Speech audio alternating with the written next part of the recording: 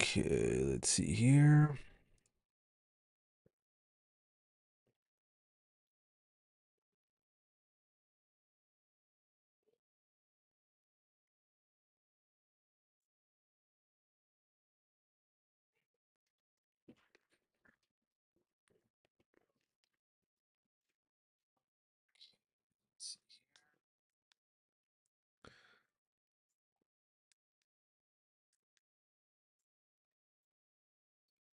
Let's see, I hope everyone's gonna be able to. Not, it'll be fine.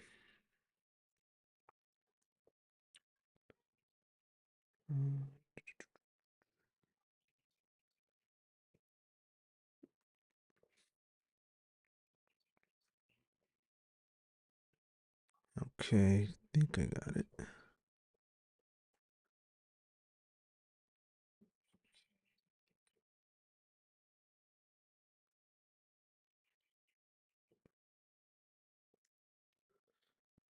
Okay, so I should definitely start um announcing my streams, because if I don't, then they're gonna start being a little dry.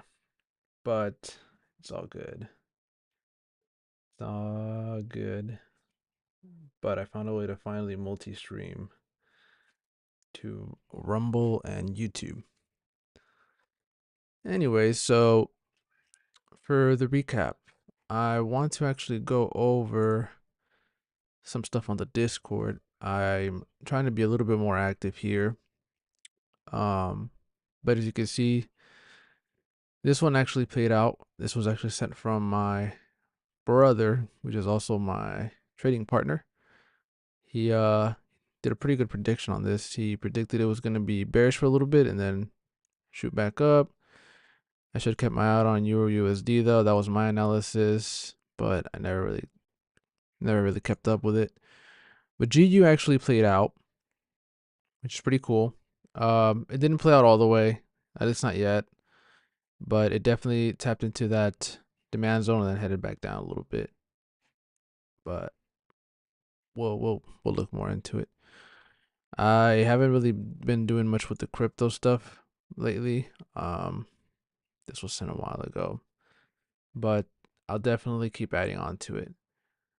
Now, if you have any pairs that you want me to look at, just DM me before Sunday. Usually Sundays is when I'm going to start trying to do more live streaming or weekly recaps.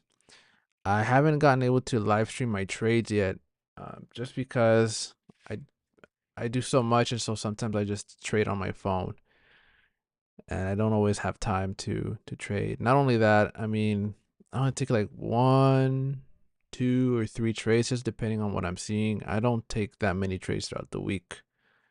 I just like keeping my win rate high and take my money. So anyways, let's start off with the recap on the trades I did take. This was on Monday, the 15th. So let me just replay this a little bit.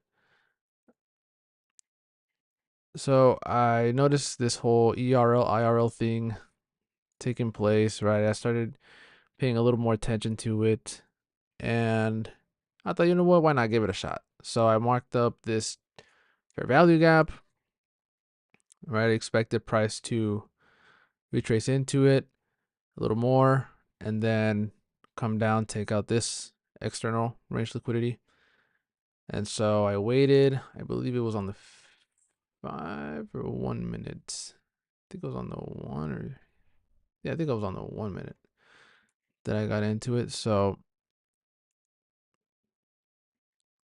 I had let it play out. Let me let it play out. Okay. So what really did it for me, I forgot to mark this up here, was this. Price inverted that fair value gap, and then when it closed after it, I waited for a little bit extra confirmation. I saw this engulfing candle, thought, why not? I saw that it respected the 1 hour bullish fair value gap, and I just let it run. I just let it run and do its thing. I used usually outside of my trading hours because it was around, yeah, like 12, 15. So it was just a little small trade. I didn't really put too much into this position just because I wanted to be safe about it. But yeah, that's basically how it went down. I just stayed on the 1 hour and thought, oh, you know what? Market seems to be consolidating a little bit. It'll probably just tap into this low and then maybe shoot back up. Who knows? And afterwards, I let price do its thing. I didn't really trade there yet. I think I took a few more trades here actually. Let me double check just to make sure. No, I don't think I did. It was just this actual one. Okay, so this one was actually a loss. So not every day's a winner. But yeah, this one was actually a loss. So this is actually a strategy that I'm trying to sort of play with and make. I'm pretty sure someone has already made a strategy like this, but I haven't really noticed it too much. So really, all it is I'm waiting on the 1 hour. I'm waiting for price to break out of the Asia range. And here you can see, you know what? I'm going to use this. This is the one right here that broke out of that Asia range. This candle right here, this bearish candle, that was the real break of that range. So once I see that range or that breakout on the 1 hour, I'm trying to trade with the trend. So I thought, okay, you know what? I'm going to drop down to the 15 minutes, see if I can find like a fair value gap or something that I can see price react off of. And I started coming down a little more and I saw, I believe it was on the 1 minute, I saw this fair value gap here. So I thought, okay, if price respects it, I'll get in on a rejection. And I was going to get in limit order style, but I don't really like trading like that. So I got in at the first bearish candle, put my stop loss just a little bit above here. So around this high right here. And at first I thought price was going to play out and then it took me out.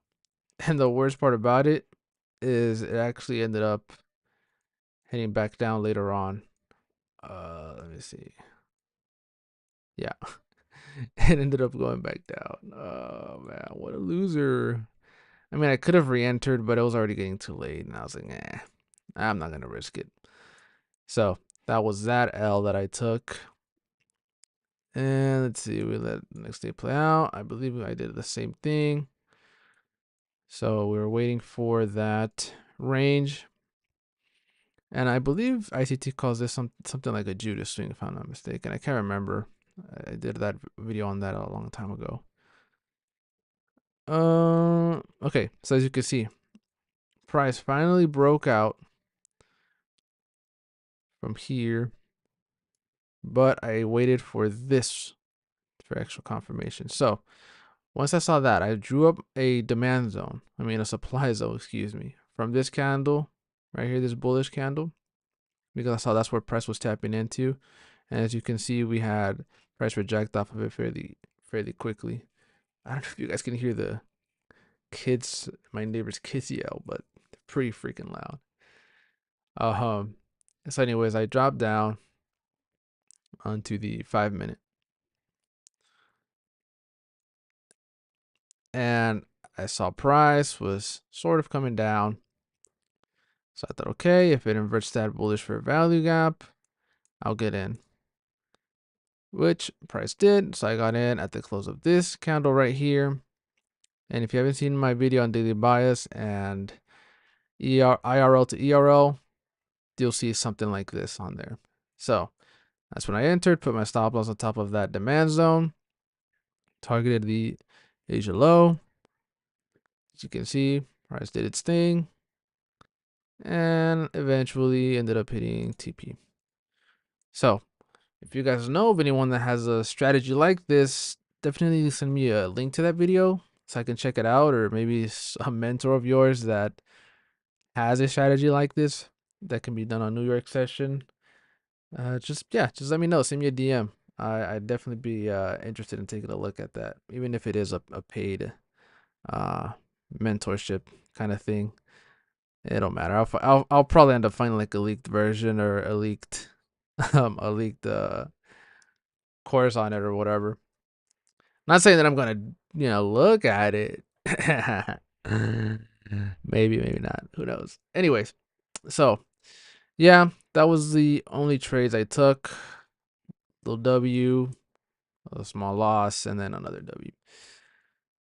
But yeah, now for the overview.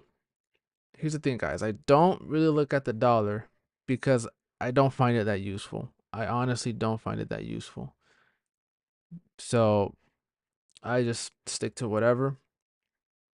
Now, for all of you trading NAS 100, I'm going to go to the 4-hour. You know what? Let's go to the 12-hour. Now, honestly, I was expecting at first, NAS to sort of respect this right here. I was sort of expecting it to, maybe touch up on it a little bit and then go back up. Or if not, maybe this rejection block, I was hoping that it would also tap into it and reject, but clearly we have already been switching from bullish to bearish. So my take is this. We have a pretty strong confirmation for a change of character here. I don't always consider these actually changes of character. I call them possible changes of character because it's possible that the trend is changing, but it's also possible that it's just going to reach some kind of internal liquidity, whether it's a huge fair value gap on like a higher time frame. So for me, it would be like somewhere around here.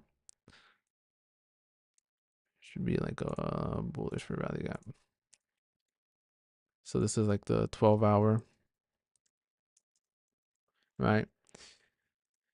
Again, trading is very subjective, guys. That's just something I always say. So maybe this is what I'm thinking. Maybe it'll tap into it, and then we'll have a scenario like this, right? Something like that. That's what I'm thinking. But what price could also do is, yeah, it'll tap into it, right? Let's go somewhere around here and then continue back down, which is very possible. But we also have to wait on what news has to tell us, sentiment, all that other crap. So just keep an eye out for that. In terms of where it could possibly retrace, I mean, it really depends. Oh, snap. Okay, so it could be like from here, somewhere down here. I mean, it's not even, the trend isn't even fully finished forming, so it's really hard to tell. It's really hard to tell. But what I do know is this 12-hour fair value gap is definitely something that could be targeted. You could try trading it all the way up to like the 50% of it if you want. I mean, it's up to you. It's a little risky, but you would be in a sense trading with the trend. So you might want to lay off of NAS for a while, but yeah, it's up to you. And let's see, someone else wanted an update on gold, I think. So on the 12-hour, what I'm seeing is pretty obvious consolidation. I'd be very careful trading gold right now. I wouldn't trade gold at all if I'm being honest with you. There's hardly any clear direction. I mean, what it could possibly do is it'll range for a little bit and then maybe expand towards the upside. So it'll probably do that and then continue up. So if you are planning on in a sense, looking for buys. Wait until there's some kind of retracement towards the equilibrium, and use that as part of your confirmation. I'd say this would be the highest point and the lowest point of this range. Yeah. So get a little bit of a retracement and take some small scalps maybe on the 5 or the 1 minute. But I wouldn't really trade this right now.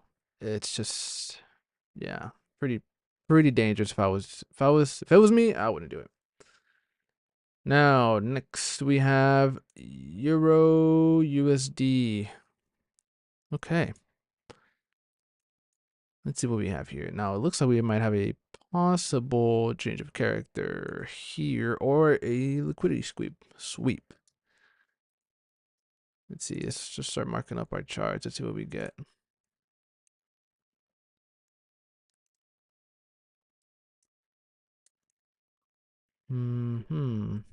Let's see here. We're doing it all live, man. We're doing it all live. All live, baby. Okay, so we had this for value gap that ended up being inverted. So we have some bearish for value gap now.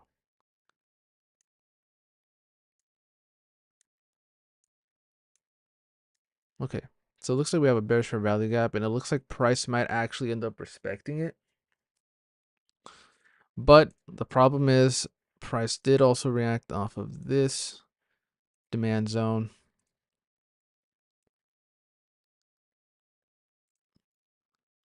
So maybe it went like this to the demand and then to the upside.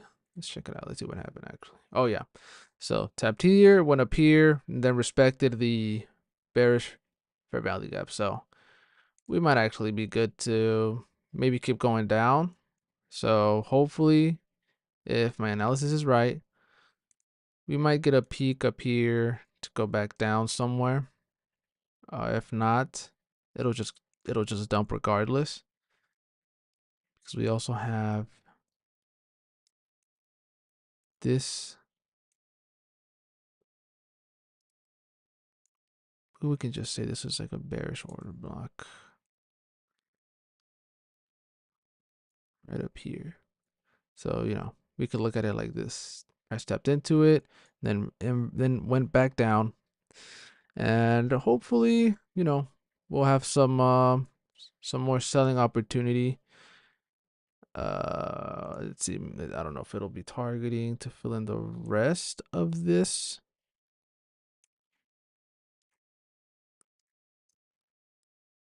So it could be filling in the rest of that fair value gap. Maybe that's why it reacted like that. So who knows? I like the 12-hour, guys. I don't know if I said that already. I like doing a lot of my analysis on the 12-hour. I don't know why. It's just something about it. So yeah, we could be seeing something like that. But who knows? We'll have to wait, see what these next few days and what the upcoming week gives us. But I wouldn't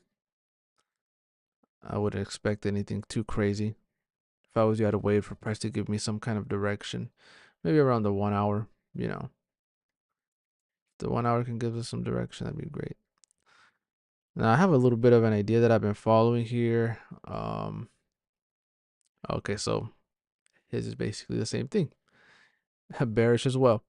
I've been trying to get into a lot of Elliott wave. I don't know if you guys knew that or if I told you guys already, but I've been definitely looking at Elliott wave. I've been sort of trying to study it. I think my next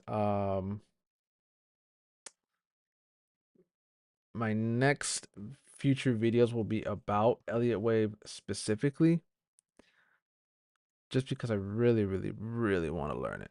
I really want to learn Elliott wave. So I've been following a lot of Elliott wave traders. See what they get, but I'm pretty sure their sentiment is around the same thing as well. Now for BTC USD, let's see what we got here. Let's go to the 12-hour.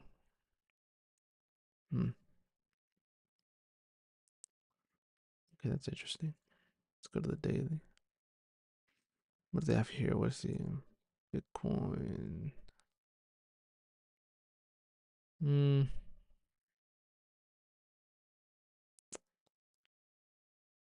don't know if I agree with this. Wow. Huh.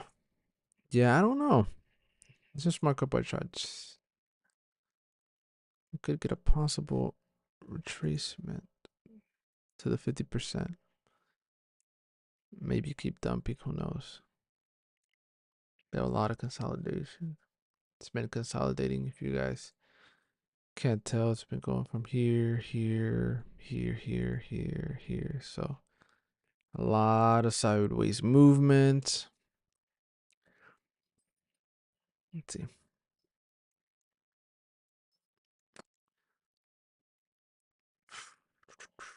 Man, I mean, maybe it'll be targeting these highs right here because it's above the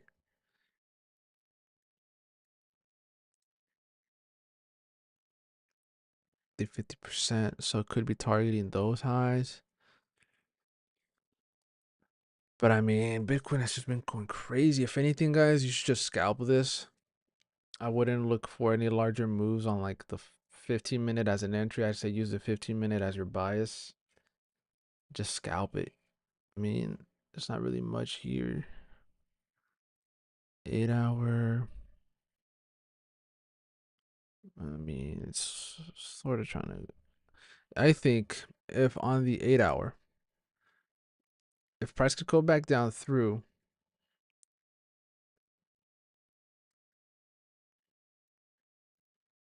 if price could go back down through this 8-hour fair value gap, we close inverted with some kind of momentum, whether it's a strong big candle or it's just two fairly big candles, I think we'd be in for the sells and targeting this low right here.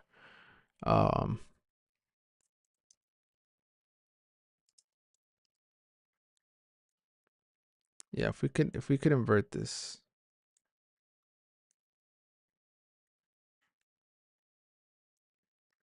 that'd be great.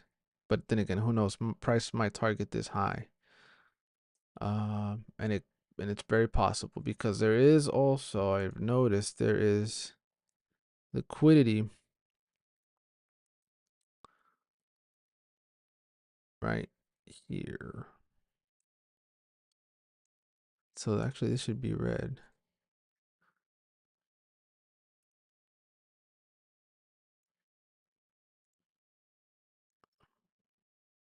Got the wrong one. Okay. So yeah, this should be red because if it inverts it, then it's a bullish fair value gap.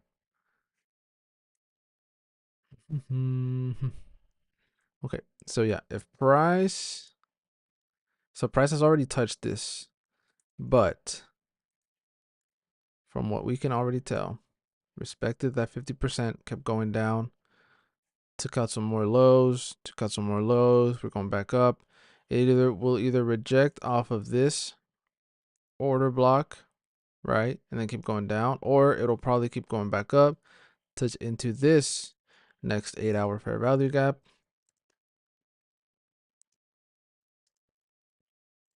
and then we'll keep going down. I'm thinking we're still in some way, shape, or form gonna go down. But this is just, again, my opinion. Not financial advice. So who knows? It's pretty shiesty. Pretty shiesty. We took out some liquidity there. I mean, yeah, we could be going back down. To who knows where.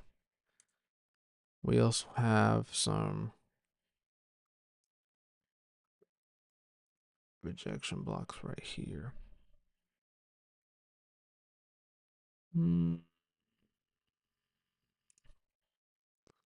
Yeah. So it looks like price came down, touched the rejection block, came up to the 8-hour fair value gap, tried inverting it, having a hard time. So we might be going back down, maybe touching this rejection block. So that's kind of my bias. We're gonna be overall bearish for Bitcoin, whether it touches this 8-hour fair value gap or whether it finally goes back down and respects this one right here.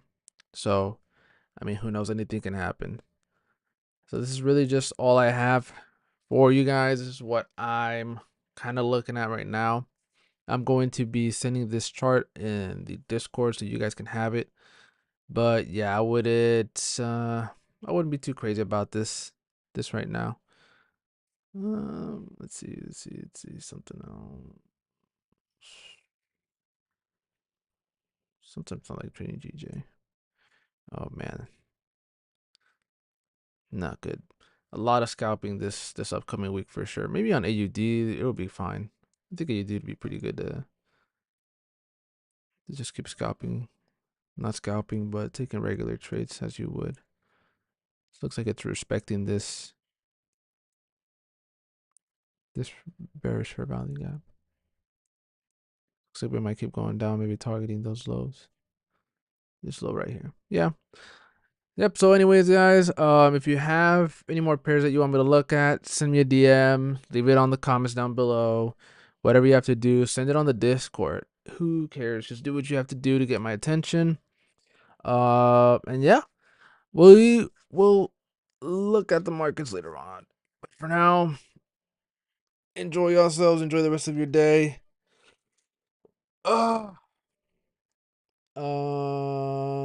Yeah, that's all I have for you guys.